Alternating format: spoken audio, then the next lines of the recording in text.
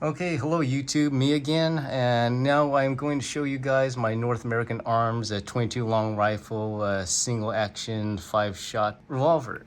And basically, this is the original grips that the revolver came with. As you can see, it's fairly small, and I had my gunsmith, and anyone could do, didn't have to have a gunsmith, install this plastic holster onto it. Basically, here's a clips onto your belt or your edge of your pocket.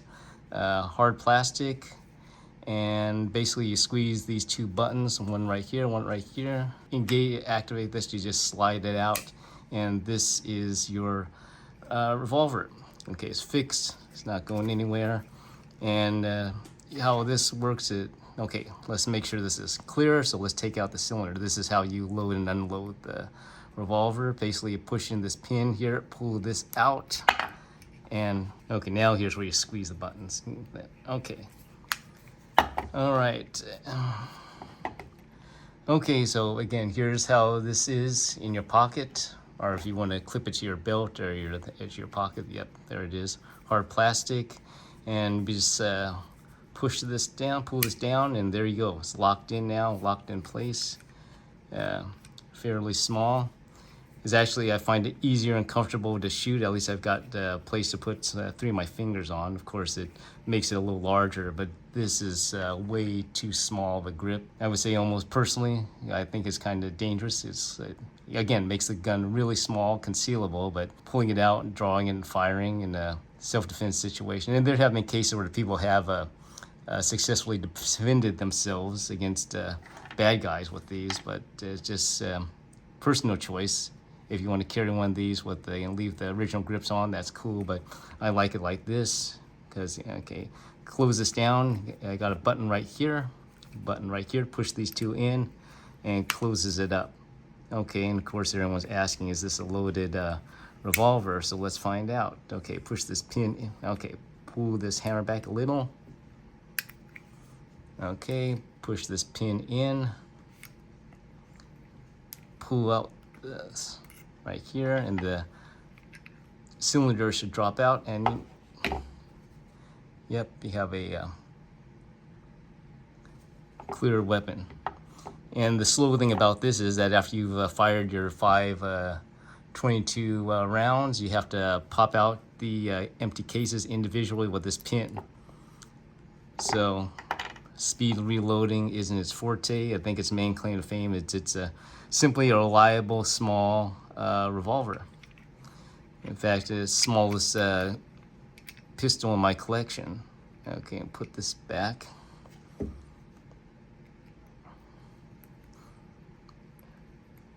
Notice the professional coloring job on the half moon front sight. There is no rear sight, so this is like one of those pistols. Oh, did that again. Let's try this. Lock it in. Okay, and we're good to go. Pointing at the deadly couch again, and squeeze the trigger. Yeah, so real simple. Hammer's not back. Squeezing the trigger, nothing happens. Pull the hammer back, squeeze the trigger, you're good to go.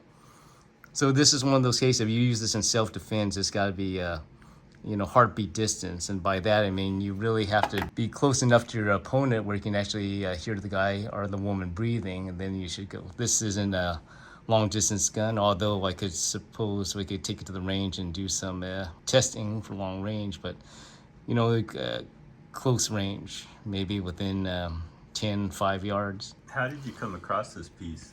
They've been around for a while. I've always heard good things about them, and so far, yeah, it's a reliable gun. I have nothing negative to say about it, except I wouldn't say it's too small. I mean, the whole point of buying it was because of its size, to tell you the truth, and the size, and it's just reliable. I'm sure you can search around and you probably find some story about a North American Arms revolver that went south, but for the most part, my personal using of this one is that, yeah, it's perfectly fine.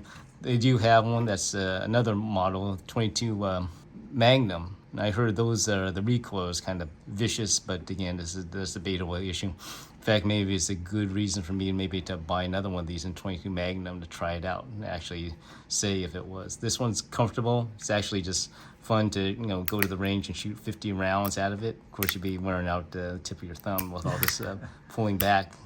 Just do this 50 times. Have you how you've shot this at the range? Yeah, yes. How was it for you to shoot this? Okay, it was good, and again, the saving grace was this grip. I mean, you've got something to actually hold on to. You know, if you had something where you had the pinky finger and the ring finger just hanging there, that would have been a little difficult. So I think the most important thing with the gun this small is just that having a grip, something to hold on to. When you asked the gunsmith to put that handle on, was that a handle, like an aftermarket handle made for this piece, or was it something that you guys had to figure out? No, this was a aftermarket brand, but I believe North American Arms. It's their design. Let me pull this out, and you can see the part.